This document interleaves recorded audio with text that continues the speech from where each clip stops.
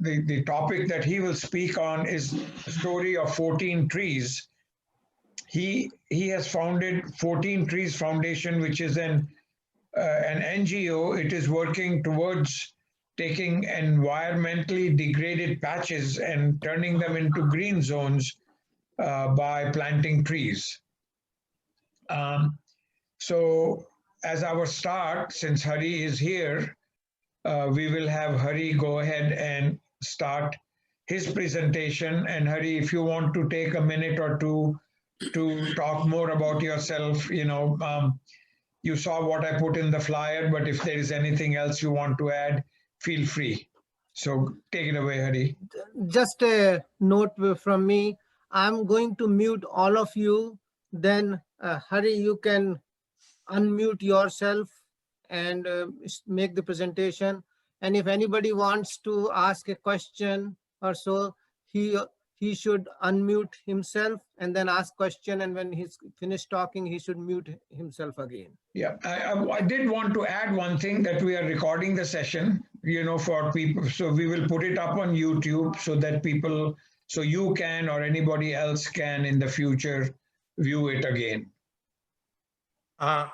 I was also going to ask is that at some point I might need to share my screen so I can share my presentation. You should not have any problem. You can share the screen. And I have given the permission to everybody to share the screen. And let's not make any mention of insurrection, otherwise YouTube might block us. Okay, so I'm going to mute everyone. And Hari, then you go ahead and unmute yourself and you can share the screen also. Okay? All right.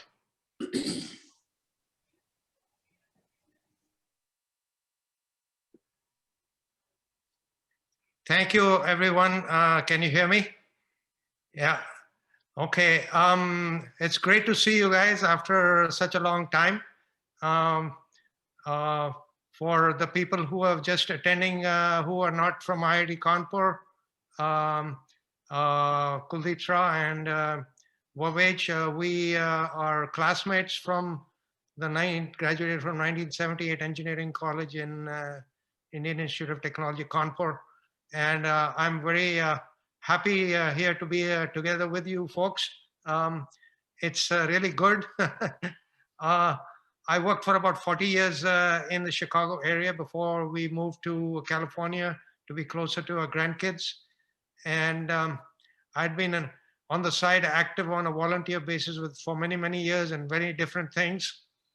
Mostly in environment development activities and recently in with the Sierra Club and also on climate change. So after having talked for it about a decade and having written some books, I'd written a book called Rethinking Progress, which was published by, which is available in India. Anyone can go to a bookstore. It's a book about global problems and global solutions. Anyways, I finally, after giving talks in Chicago area for about 15 years on climate change, I finally realized that I thought I knew what that I understood, I think what could be done. So I started putting it together, and last year I put it together in the form, putting it in the form of a book, and finally published it in September. And so I'll talk a little bit about that book and give you a presentation, and then you can ask questions. I've tried to make it as interesting as possible, and hopefully that'll keep your interest both during and after my presentation. So let me get started with that.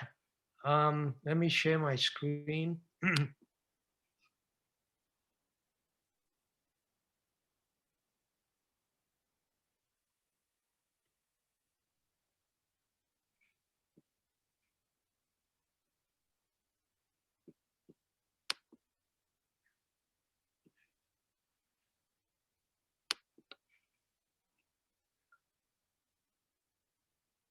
Okay, can you see my screen?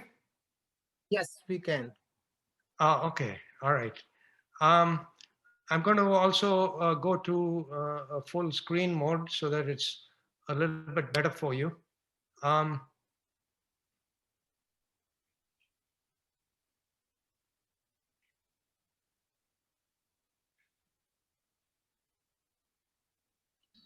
Okay, that looks a lot better. So I've called my activities Brighter Climate Futures. That means if we do all this, we're going to have our futures, our climate futures are going to be a lot brighter. And it's a global energy, climate, and actually it should have been ecosystem transformation. That's a mistake over there.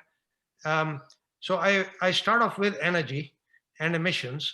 This is a map of the world. You know, we come with all our background and our prejudices and biases based on the information we have. But you know, the four big emitters in the world of carbon emissions are China, the US, India, and the European Union. Those are the four big emitters of carbon greenhouse gas emissions. China was about half of the US in the year 2000, and it expanded its coal use so much that now it's double the United States. And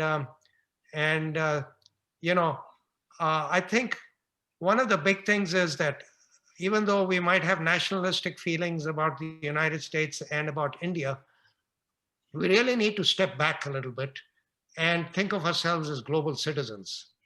Because unless we think of ourselves as global citizens, we're not going to solve this problem. We need the 190 nations of the world need to come together because it's global warming, it's climate change of the whole planet. So we really need to do that. India is about 1/3 the area, as you can see, of the United States, but it has got about 4 times the population. So that's about the perspective. Both of them have significant coastal zones. In terms of time zone, in terms of time available, should I, Asian Prem, restrict myself to a certain amount of time? Yeah, you have till 10 after 10 Eastern. 10 after 10. So I have about 30 minutes, 29 minutes. You had 25 minutes from the time you started. Okay, so I have about 18 more minutes. Okay. Yes. So this is the book I published. It's called Brighter Climate Futures, Global Energy, Climate, and Ecosystem Transformation. I'd gotten my PhD, by the way, from University of Illinois at Urbana-Champaign after I hopped over from India. I didn't have any financial aid, but I put on my specs and we knew computer programming, all of us, right? So I found out which professor had aid, financial aid, and I went over the weekend and talked to him, and we all knew computer programming, right? So I went over and talked to him, and I was lucky enough to get financial aid. And that's how I got lucky. And because I didn't have a lot of financial resources, you know, enough money just to last one semester. But anyways, I got lucky and I finished my PhD back in '77. In this particular book, I got about 13 chapters. I've just covered just about everything major to do with climate change and energy. But it's two things that are deficient are animal agriculture and battery systems. I mentioned both of them, but I don't do them justice. But I'll make up for that, you know, by information on the website. But this thing has got just about everything: tourism, aviation, shipping, the military, got everything in it.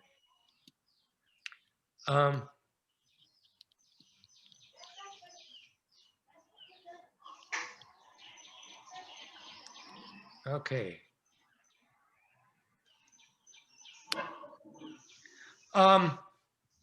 So the summary of the proposed global transformation is it's a global energy and emission transformation.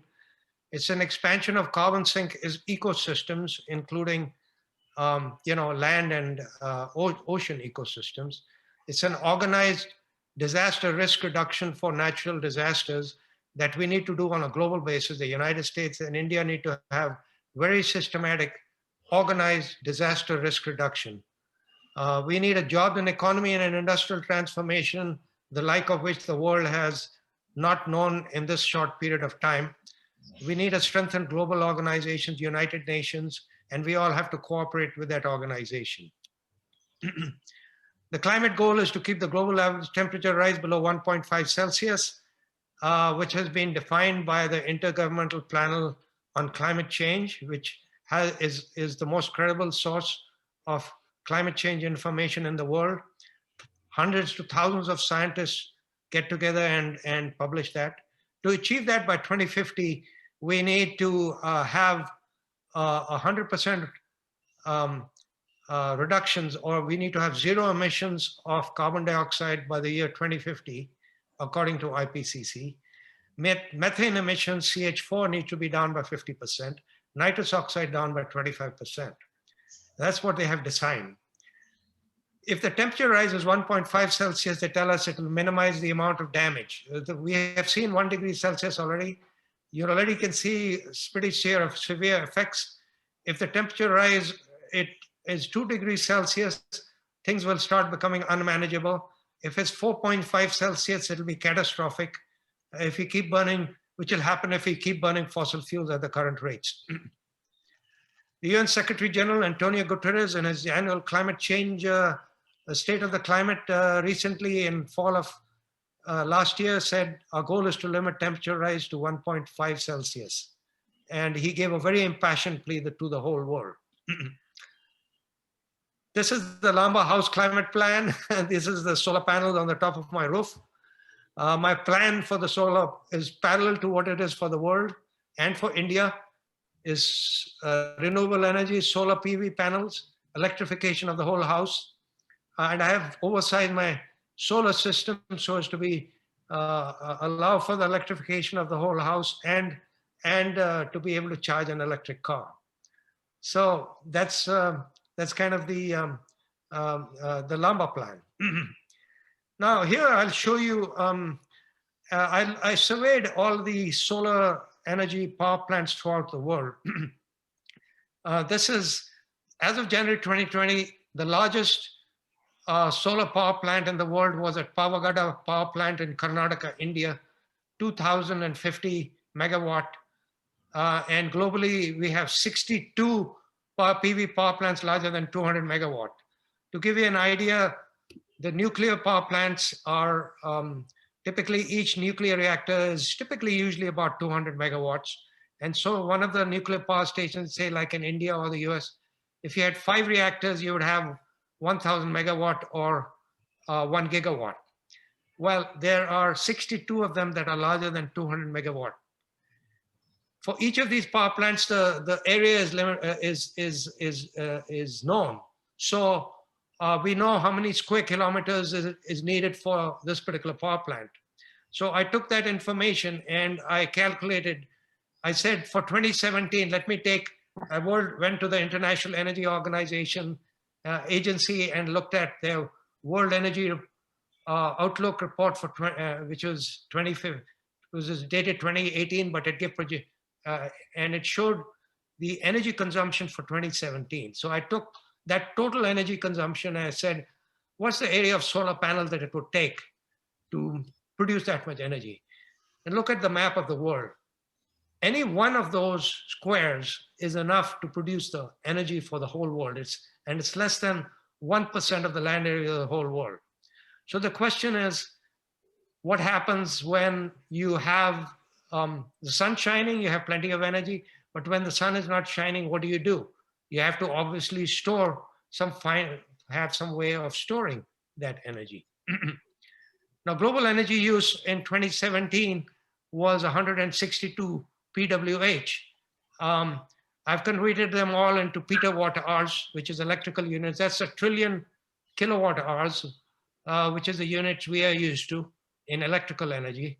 So I took all the other engineering units, which could be quarts, million tons of oil equivalent, so on. I converted that. And this is global energy use as of 2017. 27% of it is coal, 32% is oil, 22% is natural gas. 81% of global energy use is currently fossil fuels. We are currently a fossil fuel civilization, okay? The World Energy Outlook projected that if we continued current policies, we would have expanded energy use from that 160 number to 252 PWH. I said, okay, I will say that I'm going to expand energy use, but I'm going to give it to you a different way. I'm going to give it to you. And so I calculated, I went and looked at, it said, here's how much is the maximum potential for wind potential in the world, based on how much wind energy there is in different places. I calculated that number, I plugged it in, it was 15% of the energy use. I calculated, so, how much energy efficiency, if you can take the same building in which you're at and do it with 25% less energy, then you will be able to, do it. And that's energy efficiency. And California and the European Union have shown that you can do that. So I said 25% is good. Solar energy, and rather than doing it 100% of all our energy use via solar, I said, let's do 31%. I calculated that that was a pretty good number. Now that you need to store that energy in some form, I said, well, let's store it in a non-carbon, energy-dense, portable fuel like hydrogen. And when you do that, I calculated that about 9% of it could be stored in the form of either hydrogen or ammonia, and could be transported to other places to be used for energy use, somewhat similar to how you use gasoline and diesel today. Here's some climate-friendly chemistry. It's just pretty simple in a sense. You take solar energy and you do the electrolysis of water. You stick 2 electrodes in water, and you get hydrogen coming out of one and oxygen on the other. By the way, water is hydrogen oxide, H2O. We all know that, right? Well, you get hydrogen and you get oxygen, and you collect the hydrogen, and you usually release the oxygen, or you can use it. And then you use the hydrogen in fuel cells or in combustion, and you get back water. This whole cycle is very climate friendly, and basically we can actually do this. The main thing is usually is that the electrolysis technology is such that the electrodes need very special technology because they don't last long. And so that technology plus the cost need to come down. The cost of hydrogen right now is $16 a kilogram in the United States. It needs to come down about $3 a kilogram, and then it will be equivalent in a gasoline gallon equivalent to gasoline. So this is a strategy that I've kind of in a sense proposed. I said, okay, you oversize your solar system, so over a 24 period, it generates more energy than you need for for the duration when it is in the middle of the day. And you basically store it in battery power, a significant side battery system, and then you also produce hydrogen, and then you use the battery power and hydrogen at night, or you can have hydrogen transported from other place to produce that. And this is, I call this the hump curve. There's some analogies to what was done in California, which have been experienced because California has so much solar energy now. In the middle of the day, it causes some issues. But if you have a 100 megawatt solar power plant, you can have a 60 megawatt battery system, and you can have a 60 megawatt hydrogen power plant. Here is a solar electric vehicle charging station just north of San Francisco. The solar panels are directly charging the electric cars. Since the solar panels produce DC volts, they can directly charge through DC to DC volts. It just needs a DC to DC converter to charge the electric cars. And the rest of the time it's tied to the grid so that you can charge cars directly from the grid as how people do that. Here is a Shell green hydrogen charging station that I visited and took a photo of in San Francisco. There are about 100 of these charging stations now in California. Green hydrogen they take as not only produced from renewable energy, but also produced from biogas. But that does have the negative that it produces carbon dioxide.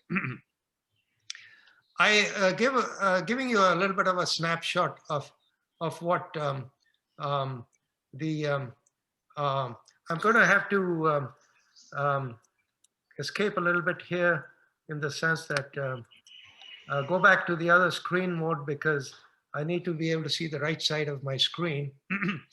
Um, Basically, I've given a snapshot here for US and India. And because I know I have limited time, I have enough slides to be showing you for 2 hours. So here's the thing. Both nations are seeing a very significant impact.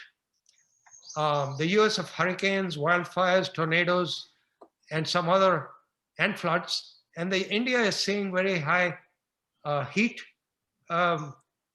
things, drought, and then also floods and cyclones. Energy use is 28.8 as of 2017. India's 1/3 at about 9.4. Greenhouse gas emissions, US is emitting about 15%. India is about 5%, 1/3. And China, by the way, is double India, double the US in terms of emissions, because even though its energy use is about the same as the US, its coal use is 60%. 60% of China's coal use, energy use comes from coal. You hear a lot of things about solar energy and all that, and it's leading in solar energy too, but 60% is coming. Now, if you look at how much US has, is 14% from coal, and 56% of India's use comes from coal. And India wants to copy China, and that would cause a big problem for the world. I'm going to say that I think the whole world can very easily and very nicely get out of fossil fuels. And that's what my whole plan and book is about.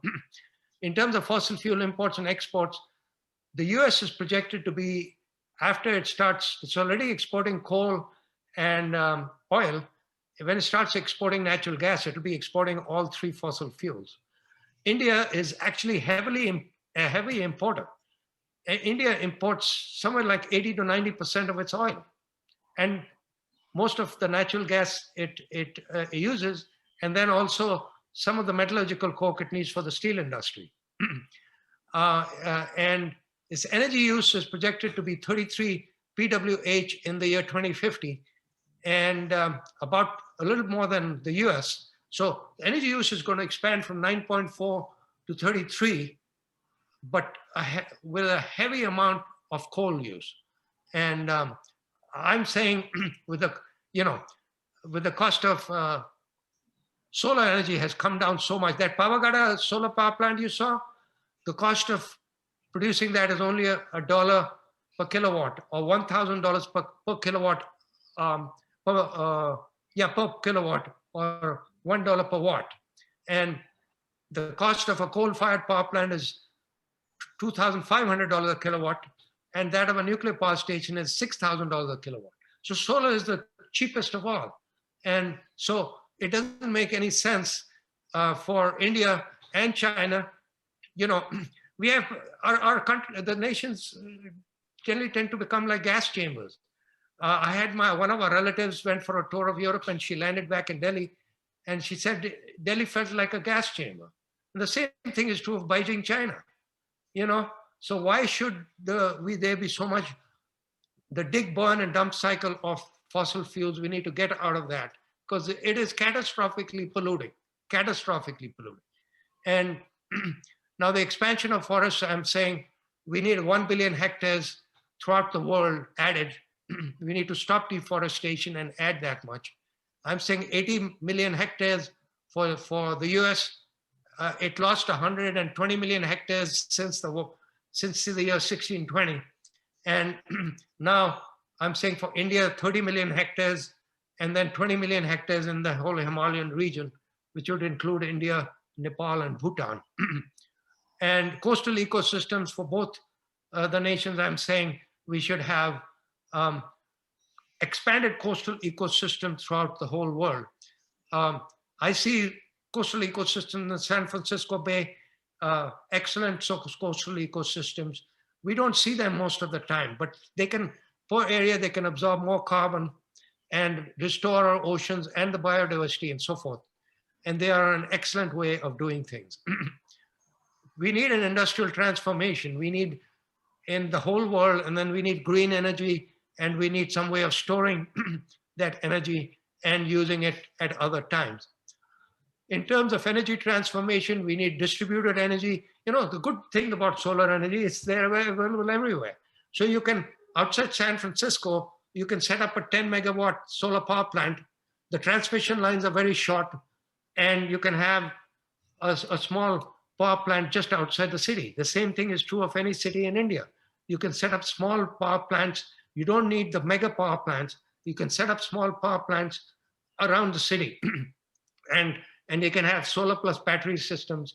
And then I used to think of 30 or 40 years back, believe it or not, I used to think of what are we going to do with solar energy? It only shines during the day.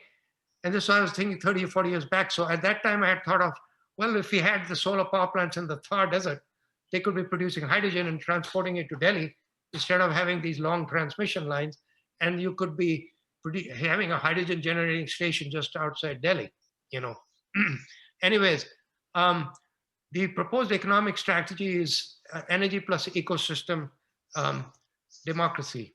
Anyway, I'm going to cut things short. I just want to talk about the exciting innovations for transforming. There's enormous, it's not going backwards. What we're talking of is really going forward. Everything with everything that we're doing. Besides, of course, stopping the destruction of ecosystems. Look at the three columns: the technical, the business, and the social organizational.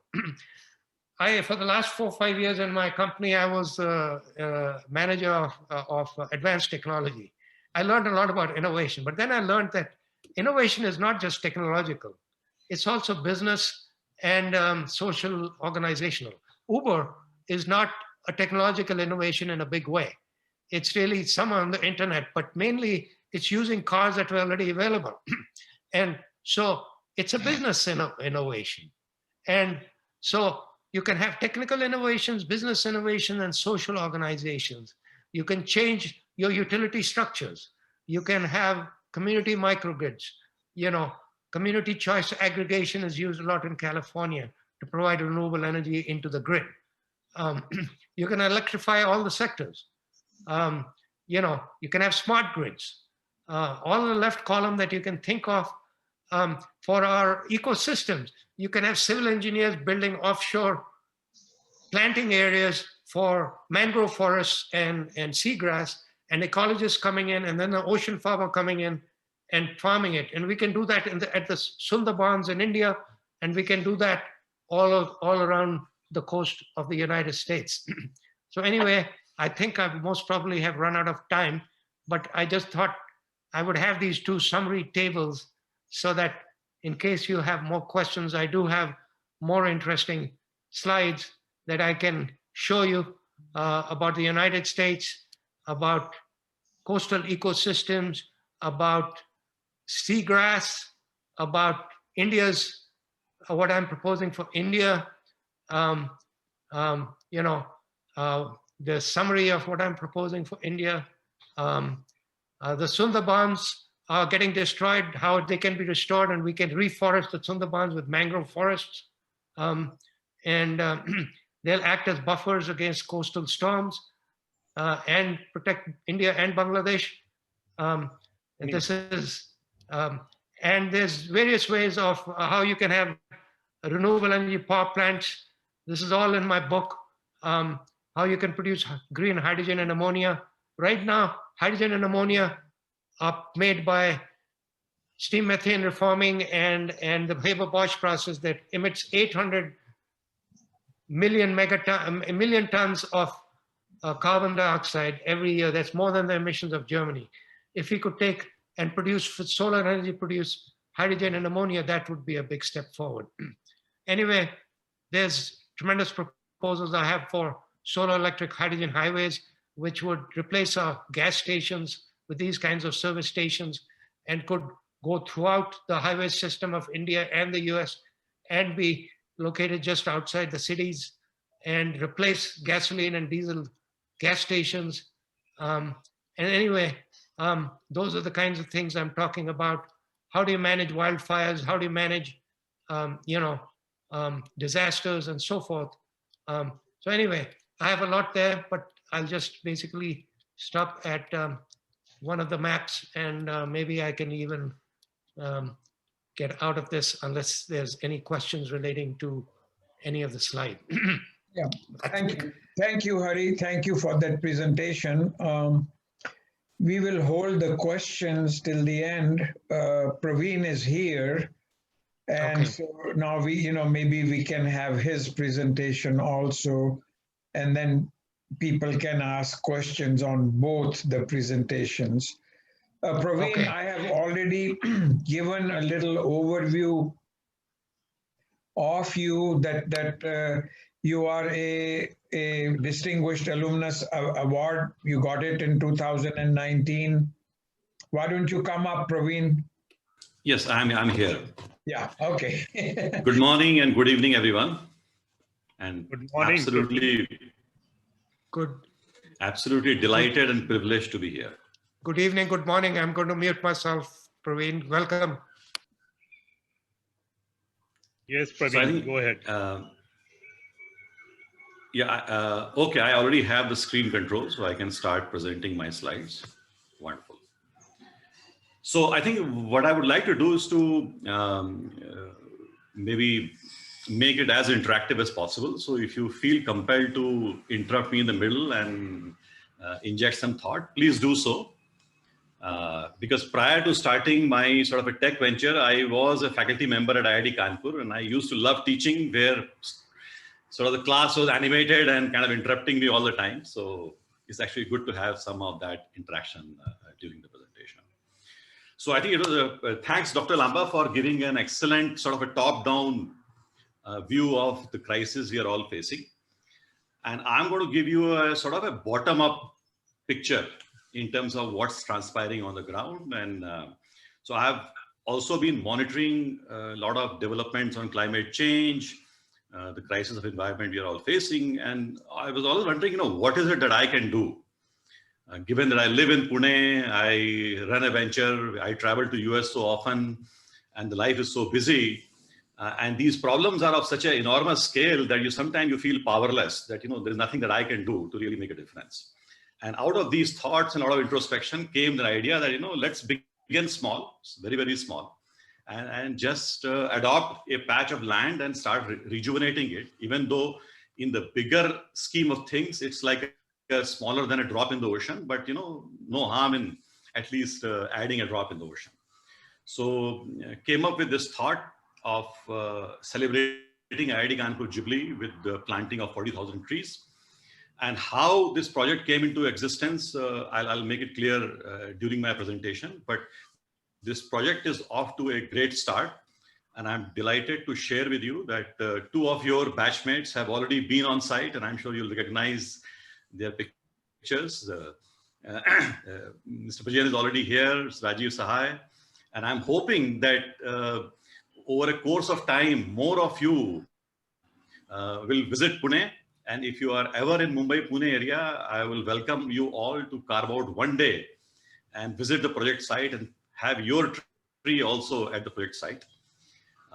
I'm sure you will kind of enjoy the whole experience. Good news is that this project is picking up some momentum. We recently had two directors from IIT Kanpur on site.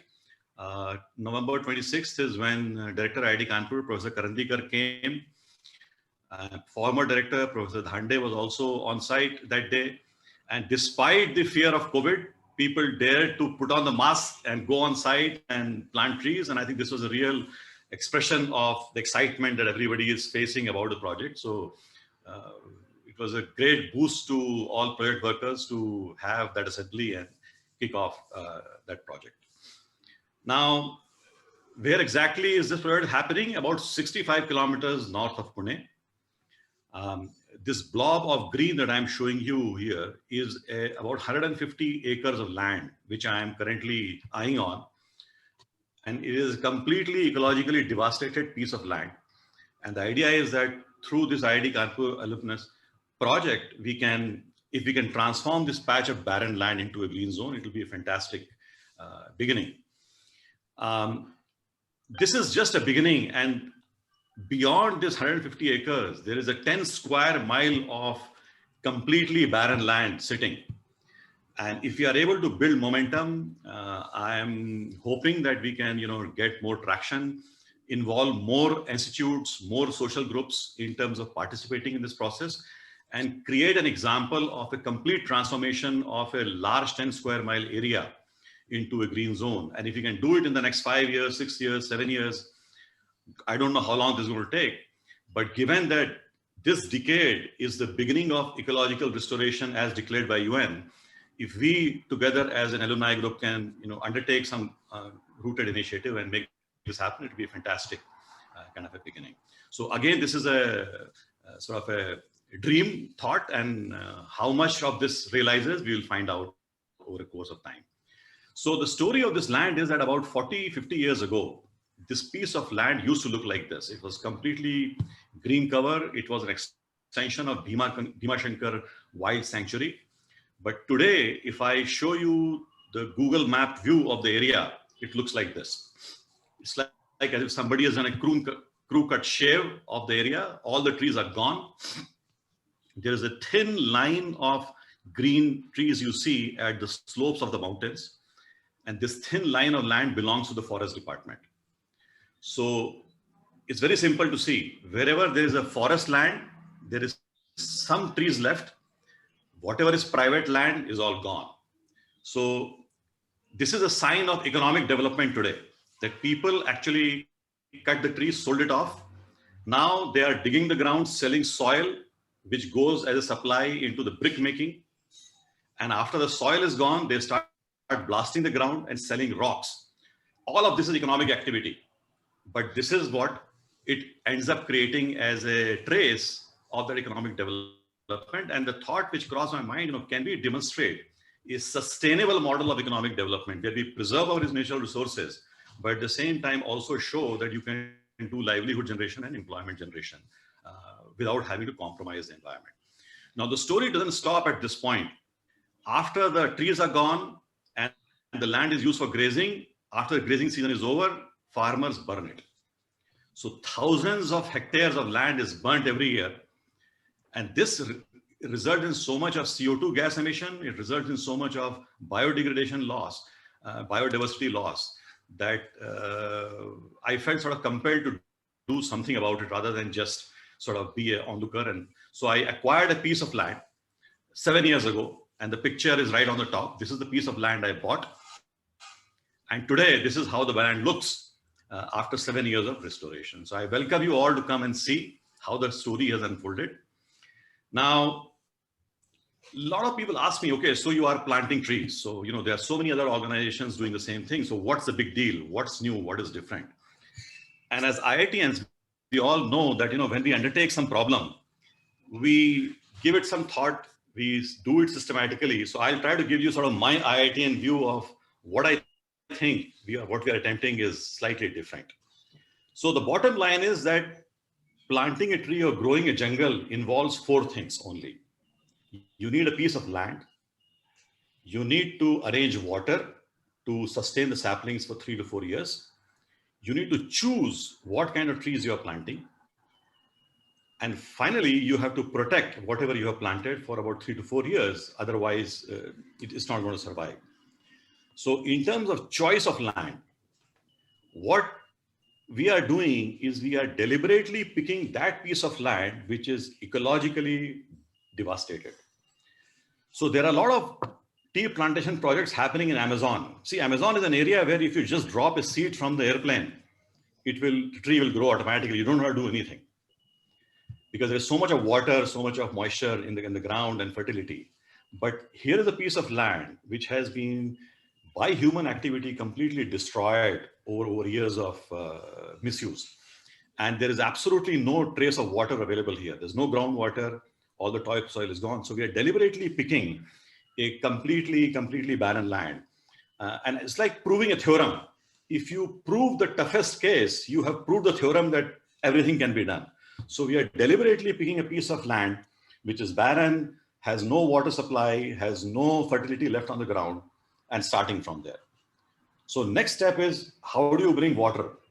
So the place in Pune, 65 kilometers of Pune, which I picked, there is no piped water available. There is no groundwater. So the only choice is rainwater. So we have kind of dug a lot of these pond structures in the rocky strata so that the flowing rainwater is collected, and the structure of these ponds is such that the water, some supply lasts throughout the year. So whatever little amount we are able to store, we only plant as many trees which we can sustain from the supply of water. So as of today, around 42 such ponds have been dug in the area where I'm working.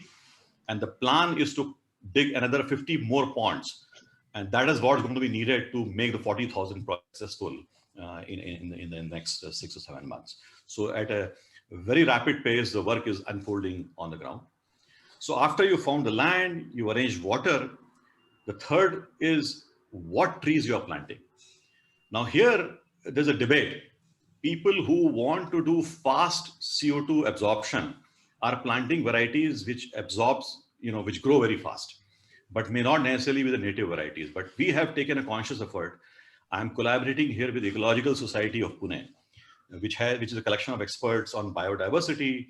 And they have given me a recommendation of around 200 different tree species, which originally used to exist in Sahyadri region. So we have brought the seeds from various jungles. We have grown saplings ourselves, and these are the trees we are planting. We are not planting the fast growing foreign varieties brought in from different climatic region. These are all native to the Sahyadri region.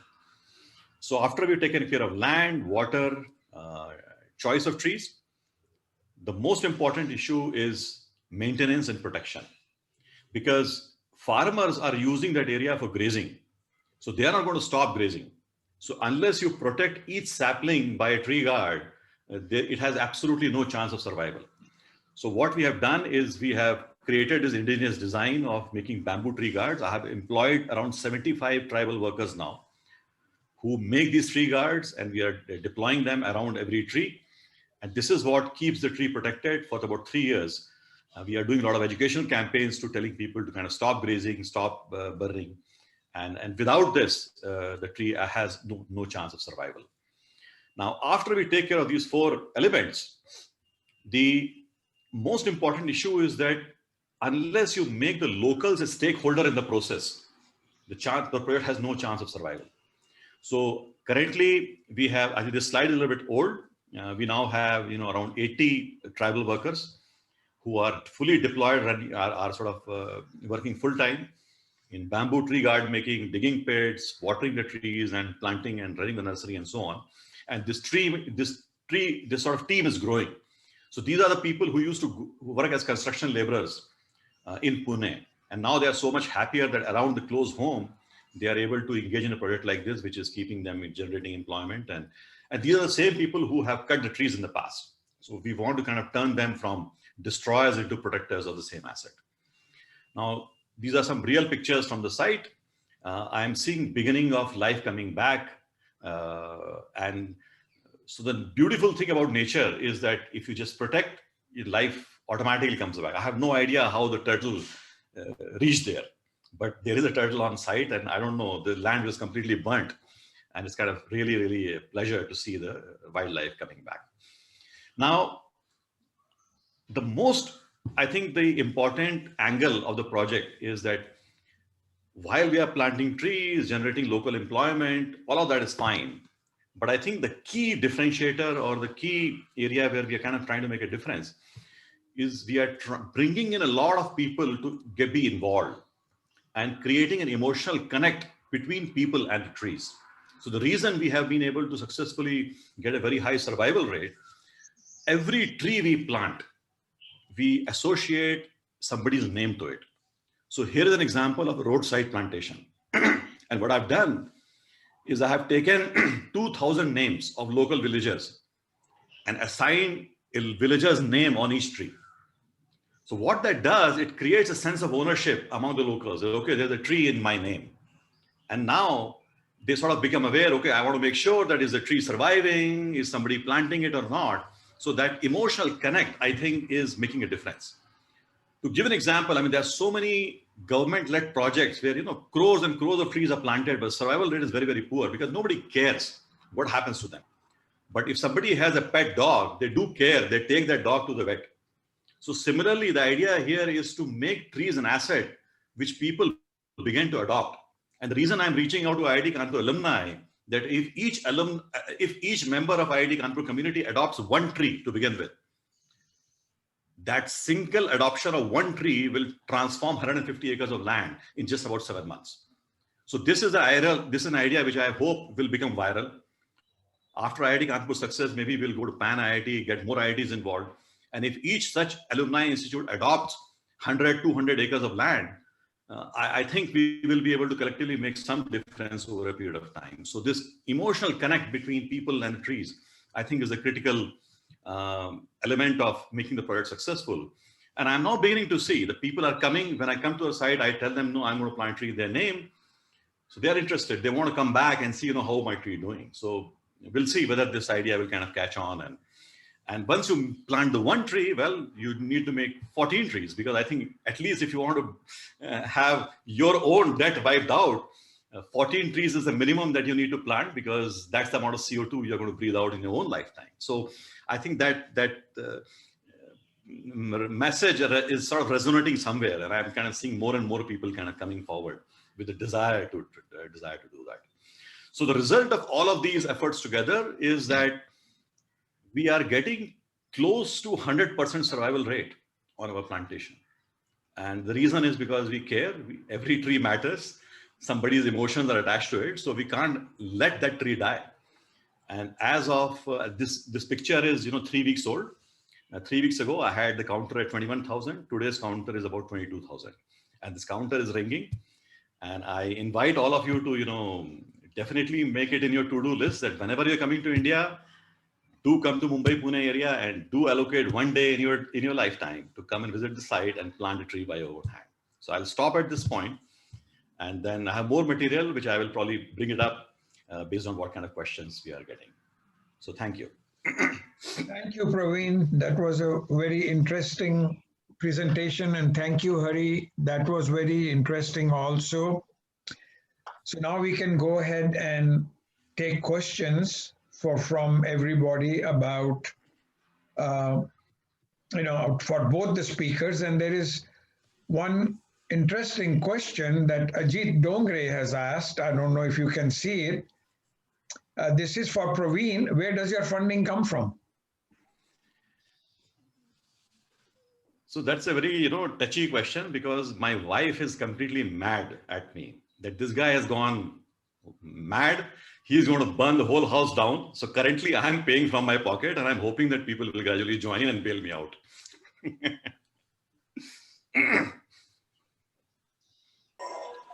All right.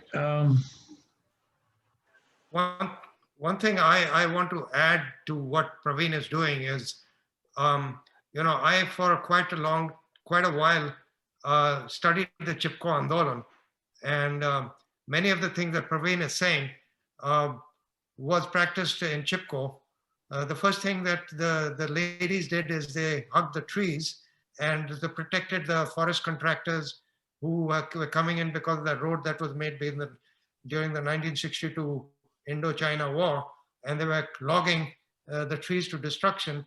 So the ladies hugged it. And then they had a Gram Swarajya mandals, which were mostly women run, and these democratically controlled organizations basically got democratic control of their own land areas. And there was a devastation like what Praveen is showing, a devastated landscape in the Himalayas where Chipko Andolan was. And you could see how these ladies, mainly ladies, but of course with the assistance of men, had transformed these areas into what were, with the devastation of road building and mining and all the things we call development, these women had produced tremendous horticulture and agriculture and greenery.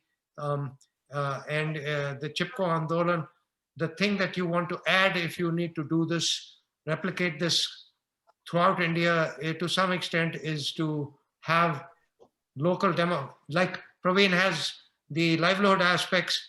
You need local democratic control of the resources rather than a top-down approach, which then and enablement and empowerment that helps this whole reforestation thing grow. Anyway, I'm just sharing with you what I learned from the Chipko Andolan.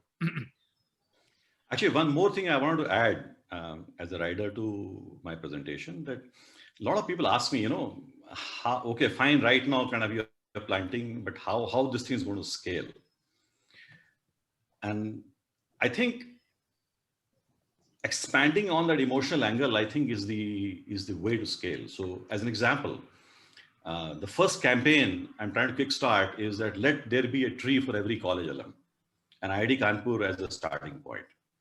So if it clicks, we will go to IIT Bombay, we'll go to other Pan IITs groups, and the 10,000 colleges in India, right? I'm on a sabbatical. I work for a company called Arista, which acquired my previous company, Mojo Networks. And they are supplying data center switching to Google.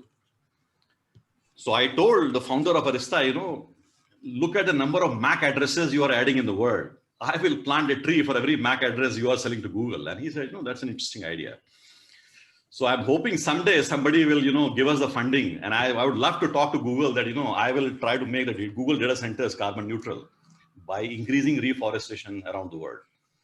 So recently I talked to an MD of Volkswagen, the head of the Pune facility.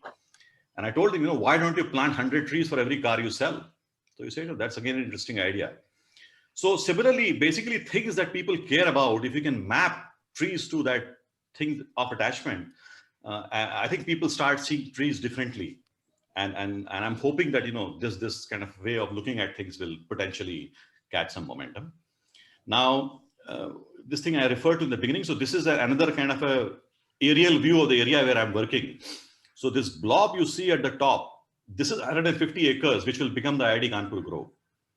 But you can see this 150 acres is also such a small drop in the ocean. There is a total 10 square mile of area which is just lying barren. And you can see it's all burnt out. You can clearly see it.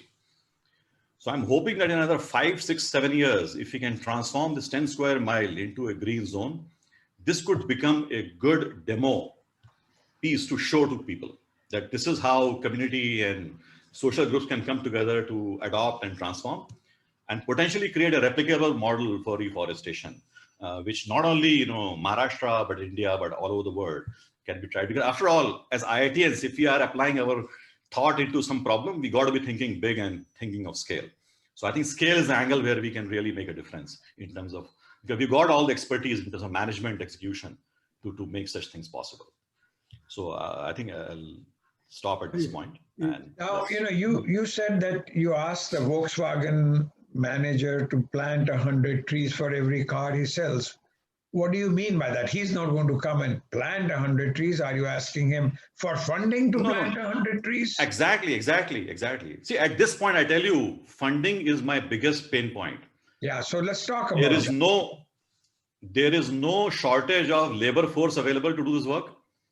There are 100 more tribal workers who are knocking on my door for employment. I can't employ them because I don't have money.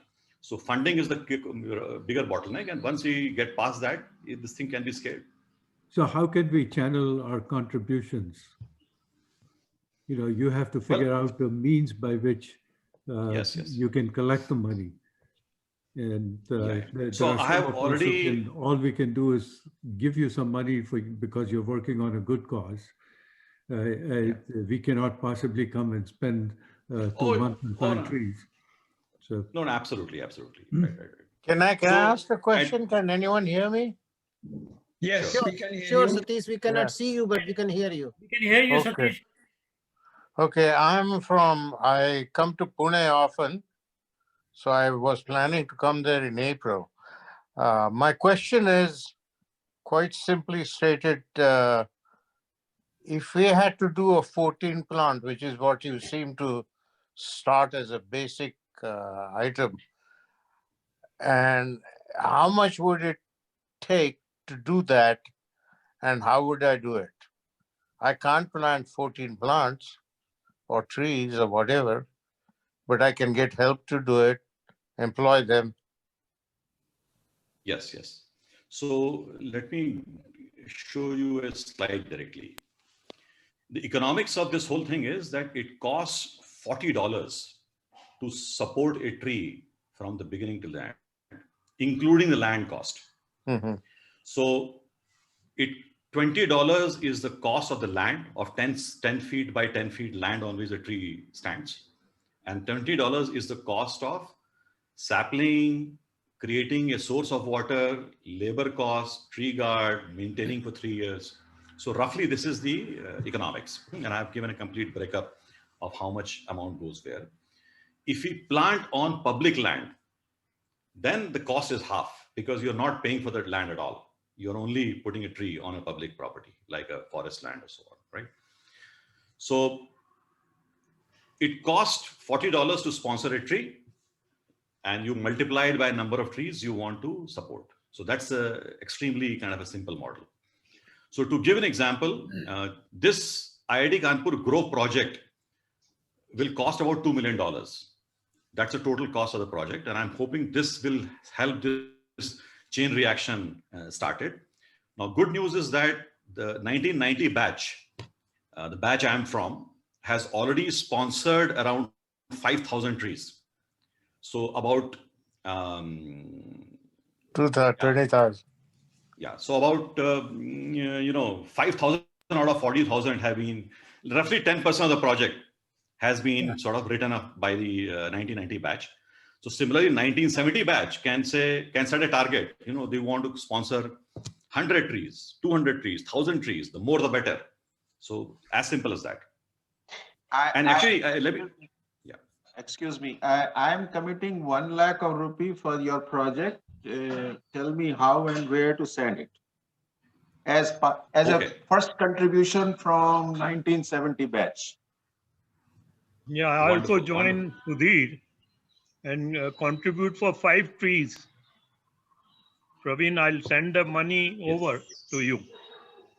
Wonderful, wonderful. So let me, I think, share with an arrangement with a non-profit collecting agency over here which can channel money to you for contributions that we make in this country. Okay. So the answer is you have. Okay. So I think this is an area where let me spend maybe 2 minutes on it. So I have already incorporated an NGO called 14 Trees Foundation in India. And this NGO has received all the right certifications or permissions from the income tax department. So we have ATG approvals, 12A approval. What I'm working on is the FCRA approval. FCRA approval allows you to collect funds from abroad. So the application is being submitted. And I'm also in talks with an entity called ICA,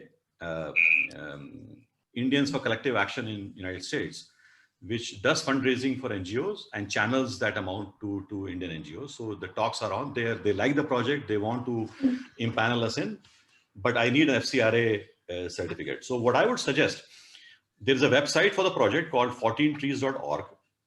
On that website, you will see a page on IIT Kanpur Diamond Jubilee project. And there are links on this webpage on how you can pledge. So we are not in a position to collect USD funds right away, but maybe in 2-3 months from now, we will get there. In the meantime, you can click on the contribute now page and put your pledge. So for example, if you want to put in 1 lakh rupee, just put the pledge here and I'll contact you when we are ready to receive funds from abroad. But those who are in India, they can contribute like right away. No issues. Can we use our accounts in India to contribute now? Actually, technically speaking, the Indian law says that a person who holds Indian passport can contribute to an Indian NGO. If you hold a US passport, then technically you cannot. Okay. Even if you have a sort of a OCI, yeah. Got it. And I want to kind of be extremely careful and comply to all rules. So it's just a matter of 2-3 months and we'll get that permission. Okay. Praveen, I'm from India. Praveen, I'm from India and I'm going to send it from on your website in next couple of days. I can assure you that. Wonderful. I think it'll be a big help. So I think as much as those who are coming to Pune, I absolutely, would like to host your visit, and you should definitely see what's unfolding on the ground. Praveen, this is Ajit Dongre, and I'm completely bowled over with what you've been doing, and I would like to commit the planting of 100 trees. What is that? $4,000. Yes, that's it. And so let us know where and how to send the check, and we will do it. So I'll recommend you to fill the pledge form today. Just put in the number 100 trees in that pledge form, and I will contact you as soon as I get FCRA approval, and I request your help. And this pledge form is on your website. Web Yes. page? Okay. Yes. This is pretty amazing. I'm thoroughly bowled over with what you've done, what you're doing. Actually, I will tell you, it's an extremely exciting activity.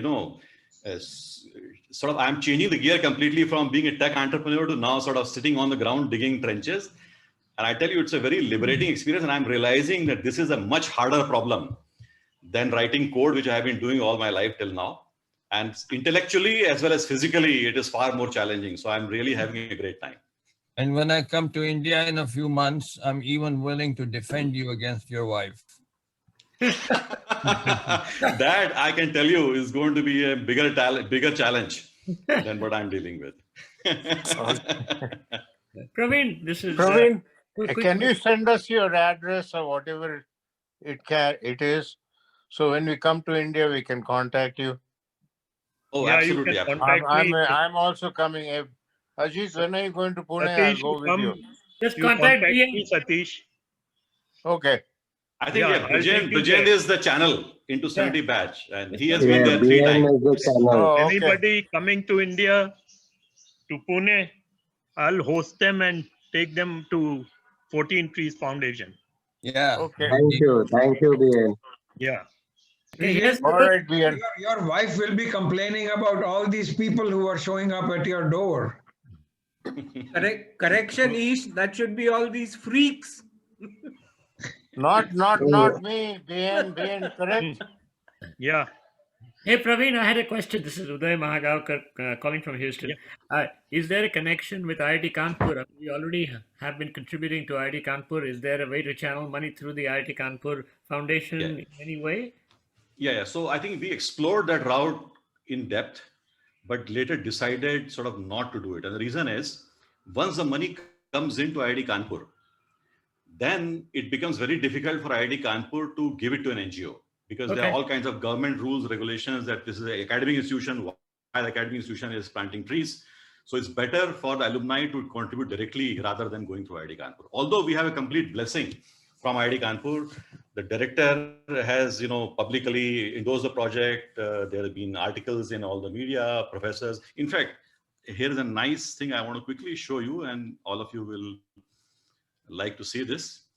I've already planted a faculty grove. So this is the piece of, so this is the piece of land that is completely burnt, which has transformed into an IIT Kanpur faculty grove. And you will see the transformation as I flip through these. So these are the nameplates being prepared. And for every professor of IIT Kanpur, here is Shashank Mehta visiting site and planting himself. Gautam Barua from computer science. Let me show some more pictures. So, yeah, so this is how the faculty grove looks now. All the trees are small saplings, but there's a nameplate against each tree. And soon I'm going to make this data available on the website. So you can search your favorite professor and see the picture of the tree in your professor's name pop up on your screen. So that's Kurchadkar there? A bit of a... Is Kurchadkar there? And absolutely. I mean, I have taken the list from IIT Kanpur. So all the retired professors have been covered. The ones who are currently in the faculty, we still have work to do in terms of planting those trees. But I'll flash a few names and hopefully. That's fantastic.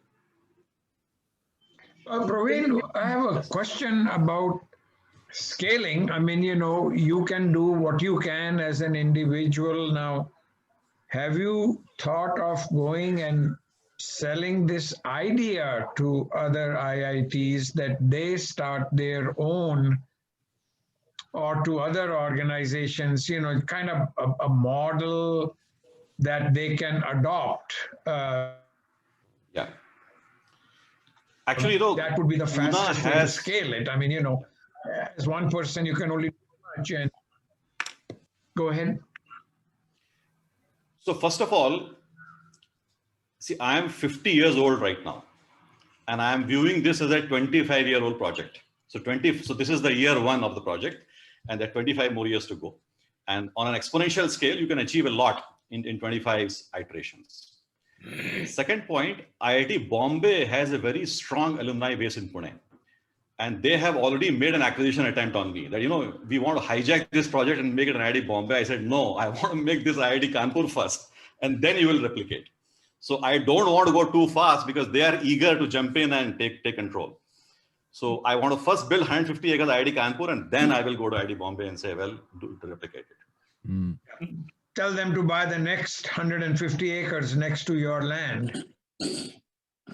So Praveen, I have a question about, you said the land is very barren and it's being destroyed. Have you considered putting in some solar farms there, and underneath the solar panels planting meadows and other type of plants, so that you can generate some energy as long as, since you have the land for it? Yeah. No, so I think these are the kinds of ideas we want to experiment with. And like any software development project, there's a version 1.0, there's a version 2.0 and 3.0. So I see this sort of more as a version 2.0 kind of a feature. We are right now dealing with much more basic issues in terms of getting access to land, getting the locals aligned, arranging water. In fact, the vision is to transform that entire 150 acres into a live lab where 100 different ideas can be experimented and tried out. Because actually getting hands dirty and working and making an idea successful, you get so much of rich experience. So certainly very excited to explore such possibilities. And another thing I want to comment on, I'm very much inspired by the open source movement in software industry, where a bunch of very passionate individuals have been able to collaborate to create something of substantive value. So I see this more as an open source movement of environment project, where anybody who's passionate about doing something, welcome, come, join us, spend your time. I think money is definitely needed, but I think time is a very important currency. Only when we get the time contribution from a large number of passionate people will this go somewhere. So organizationally, the structure I want to create is very similar to how the open source has evolved. And so people who physically cannot come and plant trees can certainly help in terms of how to shape the policies, how to shape the organization structures, how to shape the thinking, and shape a lot of the foundation of this, because this is a very young organization. On paper, it's only 6 months old, though I've been working physically for about 7 years now. But it's a completely, moldable clay, and we can shape it any way we want. Where do you live, Praveen? I live in Aund area in Pune. Oh, that's very close to where I live when I come to Pune, which is Pachan. Oh yeah, so I can even pick you up on my, absolutely. I know where BN lives, and I'm on Bhandarkar Road. Hi, Praveen. This is Naveen Sharma from New York. Congratulations. A very inspiring project you're working on. And I'm sure you've considered some of these things. As you mentioned, you're choosing the trees that are ecologically appropriate for the area. But as you mentioned, this land was devastated for probably selfish economic purposes over the long term. You're planting trees, that's wonderful. How do you assure that the trees will remain and that they won't go back, to a situation where ultimately somebody will start, poaching them or harvesting them or cutting them for lumber?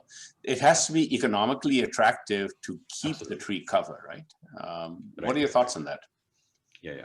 So first of all, we are not limited to the piece of land that we own. I'm also planting trees on the local farmers' land.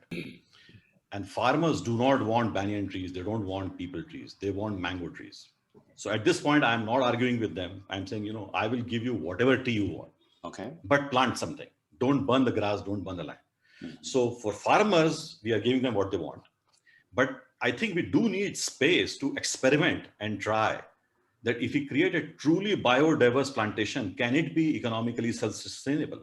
Right. So that discovery process is still going on. So my hope is that we are sprinkling a lot of these medicinal plants in between.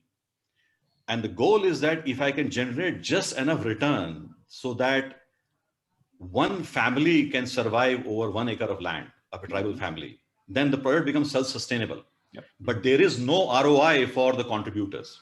That I want to make it very clear. A lot of real estate developers have come to me that, this looks like a great idea. We will put money. I said, no, there is no ROI for the contributor. This is just pure environmental restoration. We want sustainability only for the purpose of making sure that a tribal can make livelihood without destroying the forest. So that's the mission statement. I think, Praveen, this is a really good project, enormous. In my study of all the reforestation projects around the world, whenever they try to bring in external varieties and just for fast growth, those projects generally have not worked very well. Wherever there has been biodiversity and local varieties, what that does is when you do go that route, it automatically restores the wildlife. Exactly. They are more, those trees have been there for most probably millions of years and maybe at least thousands of years in that area. They're familiar with it. The local animal and insect species like those trees, and they come. That's one aspect. The second aspect is it's got to be related to the livelihood of the people who live there. If it's not related to the livelihood, they're not going to support it. So by employing them, that's one good thing. By helping your farmers with their livelihoods, that's the other way. Because once it gets tied to their livelihood, it grows its roots. And like China did some really big reforestation projects, but they did it command and control. That's the way China does. The Communist Party came and they did it in the Mongolia region, but they cleared the locals out, and the forest departments planted it. And from all reports, that project didn't do very well because it didn't have the aspect of biodiversity, And actually, kind of an interesting thought to reflect here. If you take humans out of the picture, the nature will restore itself. It'll take a little bit of time, but it'll be all fine. I think the challenge is, how do you restore nature in the presence of humans? And I think that's the problem that needs to be cracked. And I think the kinds of ideas which are sharing, that livelihood generation. So for plantation, for the farmers, we are making it necessary that we will only plant native fruit trees. We are not going to bring in some exotic foreign varieties. So we are doing only mango, we are doing jamun, we are doing tamarind. So those custard are kind of custard apple, sitaphal, I saw. So custard apple, we are kind of taking a little bit of a mixed approach there, because the purists who are on my advisory board from Ecological Society, they claim that custard apple is not as pure as we think. But it is a hardy plant. It survives well in the rocky terrain.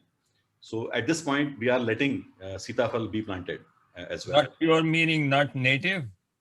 It is not native. I see. But interestingly, there are a lot of birds and insects do nest on that tree. So at least it is supporting some biodiversity growth there. Right. Praveen, this is Uday Mahagaonkar again. I've been thinking of this. This may be an atrocious idea, but partnering with the devil. And I am talking about oil companies. I have been my entire life with an oil company, Shell. And in fact, Hari Lamba talked about Shell hydrogen. And oil companies, although society has called them the devil, they are interested. I know my company Shell is interested in combating climate change. I was just wondering if there is some kind of a way to develop some partnership with them. This is partnering with the devil. I know everybody hates us, but there may be something here. Look, we need money to scale. I don't care where the money comes from. Money has no color or no exactly source. Right. You can very easily turn a foe into a friend if they give you some money. Right. Yeah, exactly. Okay. And we will start wiping their sins bit by bit. Well, then you have to arrange matching contributions from your company. One thing I wanted to say is that for my particular project, I'm starting chapters all over the world. We have currently chapters in Bangladesh and Japan, the UK, and in Kenya. And so we have chapters. That's number one. Number two, we are starting what we're calling Open Climate University, where I'll be basically having classes for high school students, university students, engineering students.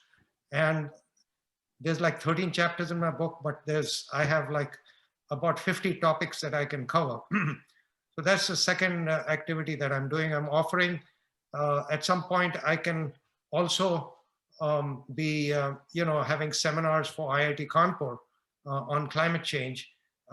So that's and I'll be also forming a nonprofit organization, and the nonprofit organization will be,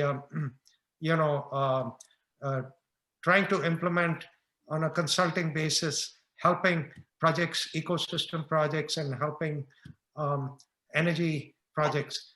To give you a simple example, Maldives is an island state. All the island states in the Indian Ocean import diesel fuel.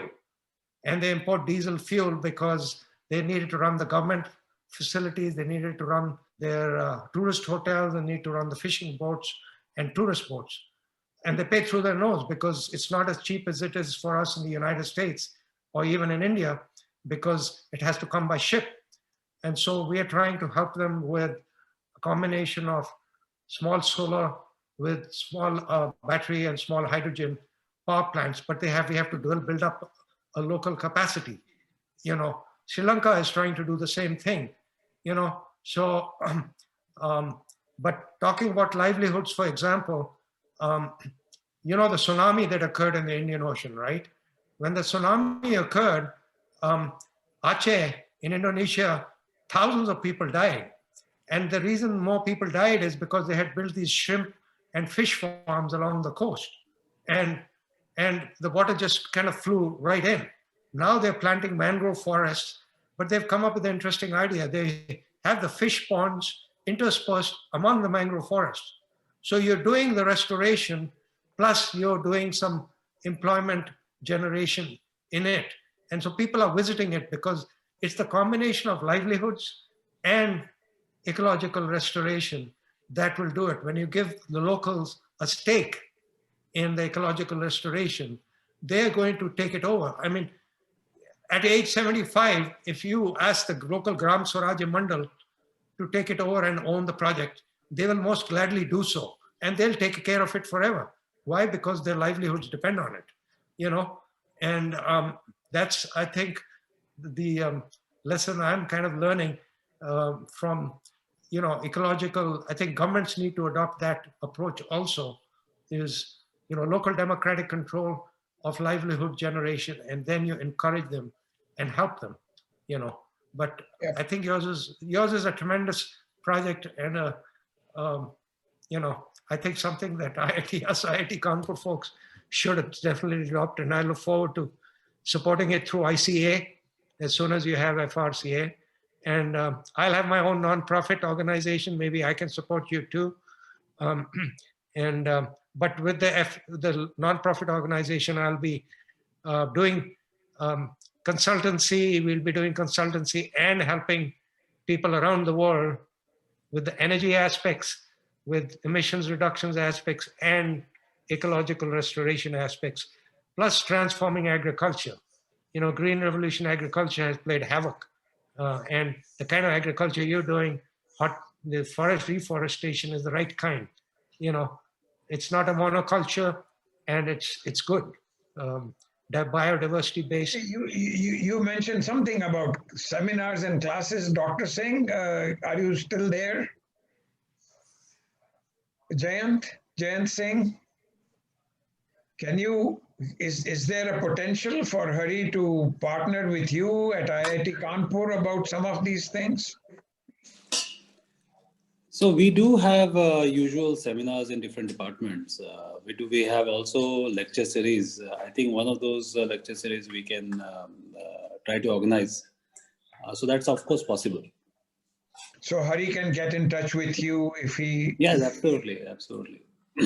Sure, I can offer to conduct seminars, and then if there is interest and feedback, I can arrange myself as a speaker, and then possibly get you other resources too, which can be of interest to your students, for their education. So we have this new department of sustainable energy, and I think your lecture would be quite relevant to all the faculty members and the new set of students which we are going to get. The first, so we are recruiting the faculty. We are also going to open the PG program. So next academic year, we are going to get a lot of students. And so I think, but nevertheless, I think it's a good opportunity for them as well to listen to your viewpoint. And in general, how the new, renewable technologies and what particularly hydrogen economy, use of ammonia, storage issues, and some of the ideas could be quite valuable for them to take and subsequently implement in their projects, for that matter. So one of the things. Sorry, go ahead. Yeah, so I will try to connect you with the head of the new department. And so we will talk in separate lines. So please, you can just we can communicate over email and then finalize this date. Hari, that email that I sent had Jayant's email address in it also. Yeah, just give me his full contact information. The email, the email I sent, if you just look at everybody it went to, you will see Dora, Jayant. Yeah, I'm just going to send a chat. I can be reached at this email. Okay, so just it's a very simple email, and so just send an email, and I will be able to help whatever and connect. Provide connections to whatever you think is suitable. So, but in this case, I will try to also personally get the lecture series started on this. Sure. Besides education, my thinking is to motivate these folks of these new green areas of the future. There are a lot of technological areas, a lot of ecological areas. And even in emissions reduction of methane emissions and so on, there are careers to be had. And so these students can think of these careers. To give you a simple example in the ecology area, to plant a coastal ecosystem requires a civil engineer and requires an ecologist and requires an ocean farmer. Those are things that there can be education and training for civil engineering of coastal ecosystems. There can be someone who learns ocean farming, who learns planting mangrove forests in tidal zones, and there can be somebody who is a farmer, and so they can be I think careers. Yeah, I think I got your point. I think what we're going to do is that so we'll make this lecture of yours, a talk which will be open to all students. In fact, this will be advertised to the student community far more aggressively than the faculty. Because I think I got your point. I think it's important for the student to understand that what 2050 will look like, and there they should shape up and probably contribute and learn and create a foundation for today to prepare for tomorrow and probably in the right direction. So you can provide that kind of insight to the changes in what's happening and how technology and particularly the energy and economic ecological system need to be interjected or intervented through this means. I feel that this we have done it in the past, but usually we have done it in physical, large, and these are called institute lectures. Where usual capacity, and Praveen would know because he was part of IIT Kanpur as a faculty. So this used to be very popular. Like, you think about L7 completely full and people are talking, and there's a lot of beautiful interaction.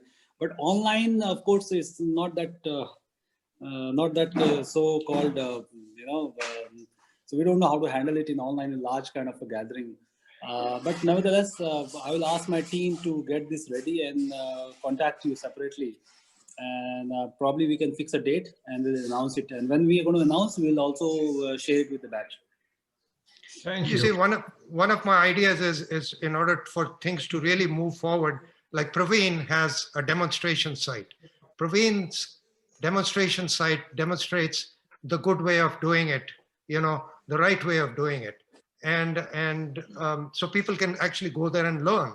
So I will be developing a directory of a network of demonstration sites where you can go, where students can visit, just like we used to do our industrial tours. After, go and visit, go and touch and feel. If you have a hydrogen, if you have one green hydrogen production facility, that they can go and visit it. If it's taking this, so demonstration plant sites will help develop demonstration and economics demonstration for that technology, but it also is a good place where students can go and be motivated and learn, and that helps them to learn better. No, I completely agree. Completely agree. I think this is needed. Maybe with the COVID time. I mean, I believe that we are going to, soon start our academic session, probably from fall of this year. So all these informations, I think, is going to be extremely useful. And given that people are now, they're accessible in any case. I'm sure that such a kind of a lecture will be widely attended. So why don't we just fix this and my team will take it forward. Yeah. All right. So Hari, you can take it or take it offline with Jayant, and I'm glad something will come of it, and I'm glad that Praveen got such enthusiastic financial support, at least, so you guys really gave us a lot of information, educated us, and I'm so glad that it seems that we were able to, that the batch was able to do something to help you out. And if there is not any more burning thing, I just wanted to kind of, just thank the speakers. And next session that we are going to have, I would like to topic it something like on philanthropy. That it's not for pitching a specific non-profit, but just try to get some speakers who can tell us about the joy of giving, that we have reached a stage in our life where we should be thinking more about giving. Indians as a general rule are not a very giving thing, and I'm thrilled at the outpouring of support for Praveen's NGO. But the next one, it'll be like how just somebody to motivate us to say, the thrill and joy of giving and sharing with others. So that's going to be our next theme. And I'd like to have a speaker from here and a speaker from India. I'm looking for a speaker from India, somebody who... Actually, I can recommend one name. My batchmate, Ranadeb Roy. I will send you a 1-minute video clip of his. Listen to it, and if you like what he's saying, you can invite him, and he'll love to. Will you send it to me? You have my email address. Yes. Do you? Okay. Will you? I'll send it to you in next 5 minutes. All right. Beautiful. I don't know if that might be suitable. We can certainly talk to him. Abhay Bhushan, who is who basically founded Indians for Collective Action and lives in the San Francisco area, might be a good speaker. He's a very good speaker and is a good motivator. If we can get an IITian to speak about it, all the better. So another person is Jeet Bindra. Okay, so he's former chairman of Chevron. The name Chevron. Yeah, and he has been supporting IIT Kanpur. I mean, he's very passionate about when it comes to philanthropy. You know, if you, I will share one YouTube interview. In fact, we just one of the students have taken the interview. Just hear him, and I think you can understand how much he's passionate about giving back or in general philanthropy. Can you send me his information if you don't mind? No, I will do that. Yeah, sure. All right. So I have three leads. Jeet Bandra that Dr. Singh is going to send me, and Bhushan that I can send you. Going to send me, and what was the name of the person that Praveen is going to send me? Ranodeb Roy. Praveen. Ranodeb Roy. Roy. Ranodeb Roy. Okay. So I look forward to getting this information from you. We do this. Go ahead. No, the other thing, because of my profession at this particular time, it's quite important to help people not get into crime, and if they go to jail, to give them a career when they come out. You I have don't know Donald if it's Trump on worthwhile to do it in you India. have Donald Trump on your radar screen for rehabilitation. You know, so don't make fun of me. I have plenty of room. Yeah, उसका ज्यादा मजाक उड़ाओगे, new Jersey से गुजरोगे तो अंदर कर देगा. काफी जगह पड़ी है. Nice cubicle. They're all the time from George Washington era. I am so glad that we did this today. It turned out to be more successful than I expected. It really worked out very well, and so we will continue to look for topics. It's the second Wednesday of each month at 9:30 Eastern, and so anybody. Before I sign out, please. I have to mention Hari. I have taken a lead from your talk, and we have decided to put rooftop solar panels for our energy needs in our 3 plants. During 2021, we'll be consuming, having power from these solar panels up to 80% of our requirement in our 3 plants in India. Excellent. Yes, I have That sounds great. that Can I on just my go rooftop through? as well. Can I just recognize my classmates I hadn't seen for a long time that I kind of recognize a minute, like Simon Matthews. Satish, Hari. तू क्यों अपने आप को छुपा के रख रहा है? Half of your face is in shadow, like Donald Trump, and the other half is visible. But BN, let me know through email everything, and we can talk about that in future. Yeah. Shurojit is also here. Hi, Shuro. Yes. Shurojit. Hi. Shurojit, शक्ल दिखाओ यार. Hi. हाँ, दिख रहा है, अभी दिख रहा है. कहाँ नहीं दिख रहा है. और लाइट की 6 तरफ देख. किलोवाट डाला है छत पे. हरी 6 किलोवाट डाला है सोलर छत पे हमारे अपने घर में. Very good. Very good. Hari, I had a suggestion. And ballpark figure is 50,000 rupees per kilowatt in India as of today for a solar rooftop installation. Right. So Hari, I had a suggestion for you for the Maldives. In the Maldives project, have you looked? There's in Rhode Island. They had the same problem that they were bringing diesel in for electricity, and they built some turbines up in the ocean, and that has been providing them electricity for a long time. And they don't have the noise of the generators when they're using diesel to generate electricity, and that has become a tourist attraction. So that's, the funny thing I found out is I asked people to come and give me, because there's in New Jersey, you can get a solar panels for free as long as you give them 15 years of your energy production, but your cost of energy is zero.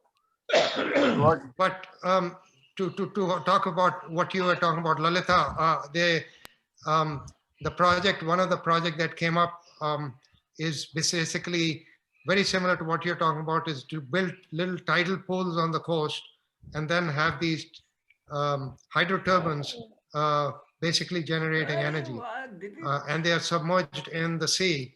And once you collect the tidal water, and it just during the high tide, it just then flows out during low tide and generates electricity. They call them the cyclo turbines. And so that technology can be very good for island states too, you know. Well, this particular project, and they're doing that in the farms out in the west also, where they have a lot of wind, because normally when the sun is shining, you can use sun for solar, but when you have storms, then you have winds, and the wind can be used for wind turbines. And in New York State, they're putting a lot of those wind farms offshore, because on the wind from the water just kind of keeps them moving all the time. So that's a little different. Where Where is this locally? Could be in Monroe. Well, the project I'm talking about is in off of the Rhode Island. Oh, I see. There's an island out there where they have they're the same thing like the Maldives. You know, they were bringing in diesel from the ships, and they were generating electricity for their own use, which was very noisy and polluting and everything. Now with the wind turbines, there's peace and quiet, and they have electricity, and the turbines themselves, because they have footings in the water, they have generated as a habitat for fish. So they have a lot of fish and other marine life, which is kind of building around there. And it's a tourist attraction. When people go to those islands to visit now, they take them out there to show them the thing. And they're making money out of tourism also. Yeah, you know, those types of projects are really good. You can have small vertical axis wind turbines, and you can stack them. One of the things that I found out when I visited a wind conference was there were these 4 Taiwanese companies, all of which had received government funds to develop these vertical axis wind turbines. And one type was where it would concentrate air into the middle. The wind velocity would increase regardless of which direction it came from, and produce the energy in the middle. And anyway, that's a good R&D model, but these vertical axis wind turbines can be stacked on the coast and produce energy. So there's different options available. And I would love to learn more about this particular project so that we can try and replicate it for other island states, you know. I'll see what I can send. I'll send it over to Ish, and he can maybe share it with everybody. By the way, everybody, Lalita is my sister. She's very interested in these things. Great. Let's get in touch. I'll have to bail out Ish. So thank you very much. And we support Praveen, and we look forward to continued interaction and hopefully Now you have to make a pledge that you have to come to all of our future sessions. You know. Okay. All right. Okay. Thank you very much. Fas gaya, Hari, fas gaya. Thank you. Badhiya. Thank you so much, guys. Thanks. Thank you so much. And Hari, I look forward to meeting you someday. Yeah, me too, Praveen, and I'll definitely visit you, and I support your project. Absolutely. Praveen, I'll be in Pune in March or April if the COVID thing is okay. Looking forward to your visit. Actually, you are very optimistic, Satish. Huh? You are very optimistic. I am. Yeah. He's dealt with a lot of prison fellows, no? So he has to be optimistic. My name is Satish Bhalera, by the way. Yeah, looking forward to your visit, absolutely. No, khatam nahi hoga March, April tak. Maybe vaccine aa jaye. March, April 2022. Ajit Dongre जा रहा है वहाँ पर. Is that the library at IIT Kanpur in your background? Yes. Yes. Isn't it nice? I recognize the building. Yes. That's right. For a change, their fountain is there too. Yeah. Yeah, Ramesh. Well, I guess, you know, Simon? we had a very, very good time. It was very enjoyable, and I appreciate everything, everybody giving their time, and Hey, Simon, how are you? I'm fine, all fine. the logistics. We have I'm seeing recorded Simon the after near session. 50 years. So if anybody is interested, we can make it available to them. Prem, we are going to upload it to YouTube. Okay. And then I will just send the link to the YouTube to everybody, and they can just watch it from there. God, a lot of people I'm seeing after years, literally. Yeah. Yes. I think I'll take leave now, and Okay. thanks. Thank you Thank so much, you. Praveen. Thank you, Praveen. Very uplifting message. A very uplifting. Yeah. Thanks, Praveen. It was great. It was really great. I think your visit will lift me. So do consider coming here someday. Sure. Okay. All right, Praveen. Thank you. Praveen, what's your last name? I didn't get it. Bhagat. Bhagat. Oh, good. यार अपना वो flyer में है अच्छा information नहीं अभी flyer या को फ्लायर वगैरह उसको it's easier to ask नहीं किससे कॉपी तो नहीं कर पाता ना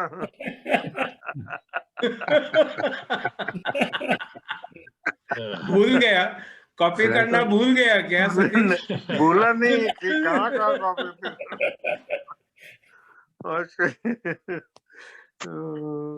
I remember who it was. I was talking to Rathin Datta, and I remembered that we were sitting around him once, and we were saying Patankar's class,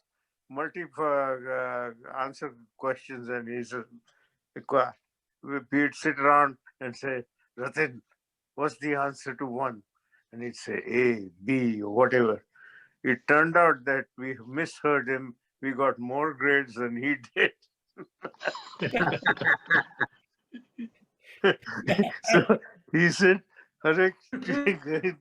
cheating karna is more beneficial. I remember that. You know, so you guys, whenever you come to New Jersey, you're welcome to call me and see me. All right. And I got to go to work tomorrow morning. I gotta get out early tomorrow. So guys, I'm going to call it a night. Okay, everybody. Ashok, Take care now. Thanks a lot. Thanks, everybody. Good night. Good night. Hi, good to see you guys.